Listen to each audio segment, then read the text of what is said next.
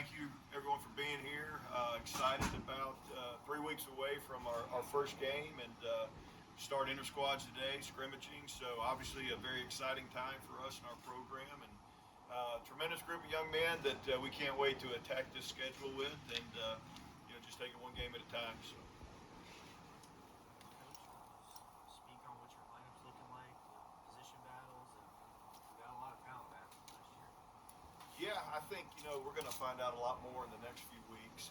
We got ideas. We got, like you said, we have some returning experience from last year, which is comforting. A year ago at this time, we had a lot more unknowns, I would say, but there's still a few spots that I think we're going to watch them compete and duke it out and see who wins those spots. But really, ultimately, man, we're just ready to see these guys get out there, get back in compete mode, and go earn it. I hope 2 weeks from now, 3 weeks from now, it's going to be a lot easier to make that lineup than it would be right now.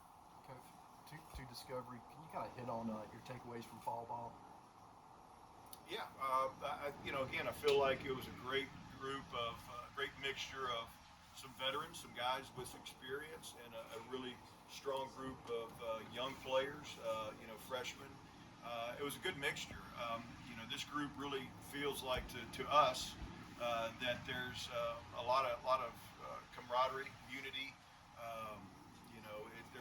They're very together, I guess is the word we like to use, and I think that's because we have some great leadership. We have some guys that's been here a while, and we got two guys that are 6-year guys.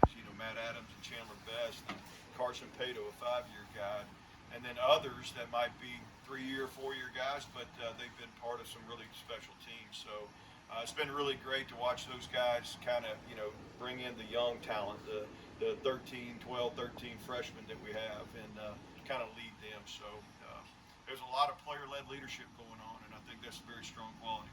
Coach, pitching is everything, it seems, in college baseball. And I know it's early, but how do you feel about this staff you could put on the field this year? I'm very excited about it. I'm always cautiously optimistic every year with that. The pitching part of it is, to me, is really a defining characteristic of a good team, a good program, a championship caliber team. And I trust my eyes. I think the pieces are there. I don't think there's any doubt about that in my eyes. There's some guys that are going to be in some roles that they haven't been in before. That doesn't mean they're not ready. We haven't seen it in some of those roles. So, they're going to have to go and earn that and prove that. So, really it comes down, I think the pieces of the puzzle are there. We just got to make sure we put them all in the right spots. And that'll take a little time. It always does. As much as I'd like to open up, on February 14th, knowing exactly where everybody's supposed to be, that's not realistic. But we feel very good about the talent level, and I think we're going to like what we see once things kind of settle in and they fall in the right places. And I assume a lot of younger pitchers are going to get an opportunity to play early in the year where you can analyze them under pressure. Absolutely. I guess if you look at it, we brought in however many arms we brought in, new arms. Only one of them's not a freshman, and so that was by design. That's kind of our model. That's what we believe in. Developmental side of it, especially on the mound. And so those freshmen came here, and they know this. They signed on here to come because they're be ready to pitch. Now we're not going to just throw them to the wolves. You got to hope you can ease them in and find some moments to where maybe it's less hectic, less stressful. But ultimately, we got several freshmen that the expectations are for them to be impact innings for us. Could you talk about Matthew Adams and his return and everything he's kind of gone through and just how he looks so far? Yeah, Matty's man, he's worked his tail off. Last year was a gap year, if you want to call it that. By design, redshirt year of rehabbing. Matt's pitched in some big moments for us. Whether it's regional championship games, super regionals and stuff. So experience, and just a tremendous young man and leader on this team. I love where he's at. We threw a bullpen yesterday. And I'm just watching him, and I said, man, you're moving even better now. The injury he's coming back from, a shoulder injury, anytime you have any kind of surgery or work on a shoulder, that's usually a little bit harder to come back from. It takes a little more time. And so we couldn't be more pleased with where he's at, the mobility that he has, and what his stuff looks like. And he knows this is his last rodeo. This is it. And he loves this place. It means a ton to him. And, so I know he wants to be out there as much as he can. He'll do everything he can. So, but to answer your question, I like where he's at. I like the progression he's made, and excited to see what his year looks like. Coach, another player coming off injuries, McCarty English. Just the year he had to start last year, how excited are you, and what are you looking forward to most of him coming back this year? Yeah, extremely excited. McCarty's he's put himself in a position to be one of the guys that we're lengthening out. When I say that he's going to have a chance to go win one of the starting jobs. Regardless, he's going to throw very meaningful innings. He's a tremendous talent. Last year we saw it. He was fearless as a freshman, still is. So his progression's been good. We kind of slow played it a little bit by design, but he's right there in the mix. He'll be throwing tomorrow in our inner squad and hopefully getting 3 innings out of him and getting going. So really like the progression he's had, and very excited about what the possibilities are for him this year. Coach, Happy New Year. Good to see you. I feel like baseball season's the real New Year. Forget about January 1st. You're coming off a season this past year where, back-to-back Sun Belt champions. What did you learn from that experience about what it takes to repeat? And what makes you believe that this year you go for 3 in a row? Yeah, I don't ever really think about the end too much. It's just one day at a time, mentality. I know that's cliche, but it's really true. Division I baseball season is long. It's you're going to have storms. You're going to have some really good moments, some good rides, some good runs, and then you're going to have some where you think, what's going on? And so you just got to weather those storms and prepare for them. To me, it's just about us trying to grow as a team. Each year, as much as we'd like us to be in mid-season form on February 14th, probably not going to be the case, nor anybody. But you just want to see growth. You want to see teams, continue to, dot the I's and cross the T's as the season progresses, and hopefully you're playing really good baseball at the end. And I think that's been a characteristic of this program over the years, to where you kind of hit a hot stretch at the right time, carries that momentum into postseason play, and see what happens. So that's the goal. I don't think there's a secret formula saying we're going to do this, and this to make sure that's going to happen. But the Sun Belt Conference is going to be another dogfight, man. There's a lot of good teams in it, and the 30 games you play in regular season and conference, you're going to try to get the highest seeding you can. Our goal is to win the regular season conference outright after those 30 games, and then whatever you do, whether you're 1, 2, 3, 4, whatever, when you get to Montgomery for that tournament, you got to go play really good baseball in order to win that tournament. And we know what it looks like. We've done it. It's not going to be easy, but our goal is to do it again. What did you learn in your first year as the head coach of this team, and how might that affect you coming into your second year now, getting things started again? What I learned, man, I learned that again, you just got to keep trying to lead these young men through the storms, through the trials, whatever. I learned that I'm very thankful and humble to be doing what I'm doing. Just all that. I'm not saying there's anything new, and I'm not saying that because I feel like I had all the answers and stuff. I have been doing this a while, and have been with some great head coaches, and learned a lot. My job was to continue. My job was to try to help take this to another step, whatever that means. The steps are pretty good. When I got that opportunity, but it's a long season. And but as a pitching coach all these years, I've known that and knew that, and you just got to try to stay, in the middle of the ring. The saying Coach Barry said for many, many, many years, and it's so true. Just stay in the middle of the ring. You're going to get punched, you're going to get hurt, you're going to get knocked down. You're going to have good moments too, but you just can't get too high, too low. So that's the narrative we really try to, expound on our players. Coach, you look at a guy like Nick Montesser, played outfield last year, played the infield, play anywhere you want. Really, what's kind of been his plan this winter with, maybe some spots up for grabs? Yeah, I mean, Nick has kind of earned the right to say second base is his. I think he's done well at it. Yeah, he can go and play a great outfield too, but we got other dudes that can do that as well. So Nicky's versatile. I hope, everything falls the way we kind of envision it, where he can focus on that and, go and try to be the best second baseman in the league. But Nick's progression, man, it's been fun to watch. Third year guy. It's been, going to be he didn't start all the games his freshman year, but he started most of the second half. And, to see where he's at now and his preparation and his leadership on this team is really strong. And the ball's coming off his bat a little different too. So he looks great, and we're going to go out there and see where it falls. Another player you mentioned earlier, Carson, coming back for another year. Just what are you expecting out of him as one of the leaders on this team?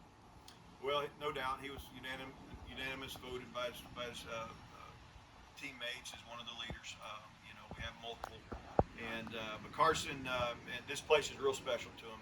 He's already been emotional, at times knowing this is it, knowing this is his last time, and he's gonna embrace every time he runs out in that right field or whatever, and just the experience and stuff, and it means a lot to him and stuff, and I think that's really powerful, So he's ready. He knows what it looks like. He's been part of great things, and he's going to go out there and be ready to lead these guys, not just with what he does physically on the field, but also as a leader, in his words and encouragement. How beneficial is it as a head coach to have all these players who are coming back with all of the postseason experience like Carson and other players? How beneficial can that be? Oh, it's huge. I mean, it's, like I said, a player-led team is extremely important. Coaching, we're going to lead. We're going to do that, but we don't want to be the only voice. When we encourage these guys to, take advantage of your opportunities and stuff. And one thing we like to say is own the room. Get out of your comfort zone, own that room and stuff. And because that's going to help them not only now in the present, and help them during these moments as an athlete, but it's going to help one day in life too and stuff. But having the experience that we have with these guys, very fortunate for that, and that experience is invaluable. What have you seen? How have you seen the position battle at third base play out so far? It's a pretty good battle. All fall. I think you looked at. There's been three guys there that's really fighting for it. I think Jace Norton, transfer from Mississippi State, really a redshirt freshman. Trey Barrett, a true freshman from Montgomery, and then Seth Smith, who's a second-year sophomore player. You could say you could throw Ty Long in that mix too, another freshman, if you choose to. But it's there's a lot of good competing going on with that spot. I'm not going to get ahead of it. There's a lot to be seen here in the next few weeks. These scrimmages, that's certainly one spot that I'm waiting for somebody to say, hey, it's me. That needs to be me. Nobody's done anything wrong not to get to that point. I just think we have a lot of good talent that's competing at that spot. So it'll be fun to see how that plays out. Speaking of that, the catcher position, Tucker, Lawson coming back, get Coy from Oak Grove. What have you seen out of those guys to maybe take a hold as we get closer to February 14th? I've seen those two guys, and now you add Coy to it, who's a tremendous talent. He's kind of freakish, some of the tools he has. I've seen Lawson and Tucker. They love each other, and but they're trying. They want to catch all. Lawson wants to catch 56 games. Tucker wants to catch 56 games, and they're pushing each other. And so I think there's a great amount of competition going on between the two. It's very healthy. It's sincere. It's not they're pulled for each other. And whoever is the guy out there, they're going to be the first ones that's going to be their supporters. So I think that's very healthy competition that both of them know that, hey, I got a pretty good one breathing down my neck. And you add Coy into that mix too. That guy's he's going to get his opportunities. There's no doubt about it. And I think he's got two really good ones to learn from ahead of him. Center field as well. Competition there, right? We do. We have really five guys in that outfield. When you look at Pato, Jake Cook, Ben Higdon, Joey Irvin, and Davis Gillespie. All five of those guys could be in the lineup. It's probably not realistic, right? But four of the five will be. Three in the outfield, one from a DH spot. So a lot of competition there. And I think center field, Jake and Ben are been kind of duking that out a little bit and just seeing what it looks like. And I'm not saying that one of them might not move to left or just figure out the pieces, the matchups, the left-handed pitcher versus a left-handed pitcher lineup versus a right-handed pitcher lineup. So there's just a lot of good, healthy competition going on there, and we're lucky. We're very thankful to have that. I mean, depth is good. You know, when the first lineup's made, there's going to be some good guys not in that lineup, and you know, you just got to deal with it and you know, be ready when your time A lot comes. of coaches would like to have that. Yeah, no doubt about it. It's you know, I really think we've done a good job with our personnel. You know, recruiting. I think our assistant coaches have done a phenomenal job of bringing in the players that we needed to. Some of these portal guys, older guys. You know, we got a good balance, and we need to stay healthy. You know, I mean, there's not just a ton of depth, but there's enough depth where you feel pretty good about, you know, handling a rolled ankle or handling, you know, whatever, and being able to insert somebody that's been waiting patiently to get their chance. Coach, you're talking about you know another year, you keep your assistants, you even get to keep Danny Lynch, which I remember we talked about last summer. You know, I mean, how huge has that been for recruiting and just, you know, ease of life? I know it's pretty obvious, but you know. Yeah, I mean, consistency is important. I think that's a huge ingredient for staffs. I think it's good for your players to see that. I think it's the consistency just makes it easier. There's not a lot of new lingo or terminology or philosophies coming in, and so very fortunate. I don't take that for granted. I got a great staff. We thoroughly enjoy each other. It's definitely a family environment. Now we can bark at each other when we need to as well, and that's healthy too. And you don't want just, you know, yes men around you and stuff. But it's you know, we all know where everybody's supposed to be. You know, we know our lanes, we know our roles, we know our jobs, and I think that's extremely important. And again, I don't take that for granted.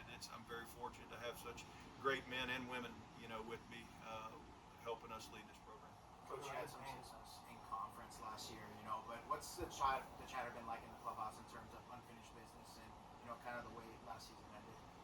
Yeah, you know, I don't know if there's been a lot of chatter about that yet. The focus is just getting to this point, you know, and our expectations are well known, you know, and we talk about it all the time.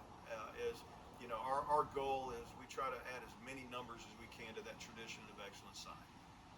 You know, however many that means, you know, and so you can't really quantify it. You're not focused on, well, we have to do this or have to do that. Let's grow together. Let's be a strong unit that's going to go out there and play good baseball. So there's nobody that can give more expectations on us than we give ourselves.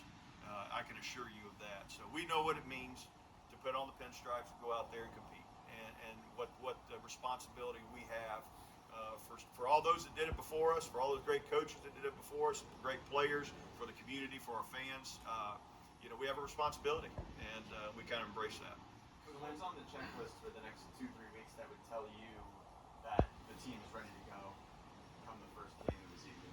What do you kind of look for in these early season starting, you know, roles that you Yeah, take on? you know, just really getting the rust off a little bit. You know, we're facing live pitching today, and these guys over the break probably didn't get many opportunities to do that. I mean, you know, just being realistic. Knocking the rust off, building up, you know, stamina, things of that nature, but really consistency is what I want to see. You know, I want to see a guy that doesn't just have you know, one good scrimmage on Friday and then Saturday and Sunday, then another flash, you know, later. Just show some consistency, and the biggest thing for me as a coach, especially from a pitching side of it, is knowing what I'm going to get. Okay, you know, just if put you in, I want to know, hey, I'm gonna pound the zone, I'm gonna do this, do that, and I want them to show that to me now. Just tell me what I'm gonna get, then it makes it a lot easier to make decisions on matchups and things of that nature. And the same thing from a defensive aspect of it or offensive aspect too. So these next few weeks, you see guys kind of settle in and show, hey, this is kind of what I'm gonna look like, and this is the consistency that I'm gonna have. Payne is one of our last guys from the coast. You mentioned having depth. You never have too many arms. Just his senior season, what are you looking to get out of him as he goes into his final season? I think he's going to definitely be a reliever out of the pen, back in somewhere in that 7th, 8th, 9th inning. You know, Landon's a phenomenal competitor. Had to deal with a few things last year. Never got to the point that we saw some things in the fall. Had a great fall this year. He feels good. He feels healthy. I think he's gotten over some maybe mental hurdles with the previous injury that he had, which is real. That's part of it. But he's got the stuff to be one of those guys on the back end or back part of the game, the last 3 innings or whatever, to come in and get 3 significant outs, when you need it. So I hope we have multiple guys that can do that. I think we do. And but they need to go do it and go prove that consistency. But that's kind of where I see Landon right now. Two more. Of Two more. the Young arms as well as just your new arms, whether they be transfers. Who's kind of impressed you in this through the fall ball? And who do you think will give you some sizable innings that are some of your newer or younger guys? It's hard to put a number on those freshmen. I think back to Tanner Hall's freshman year.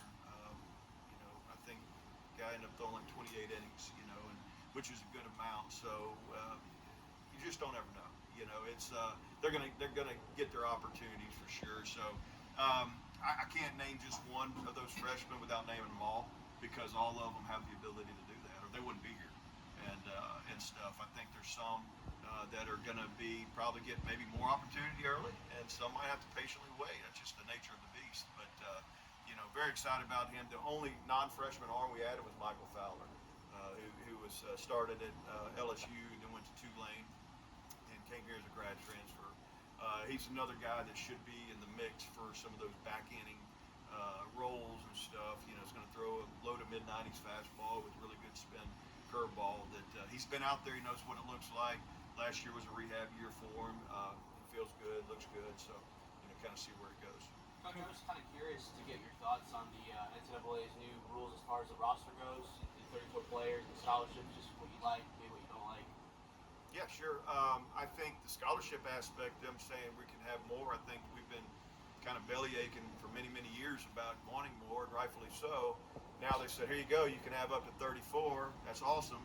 Where's the money come from? You got to figure that part out too. But I think that's spot on. I think getting more opportunity for scholarship is good for our sport.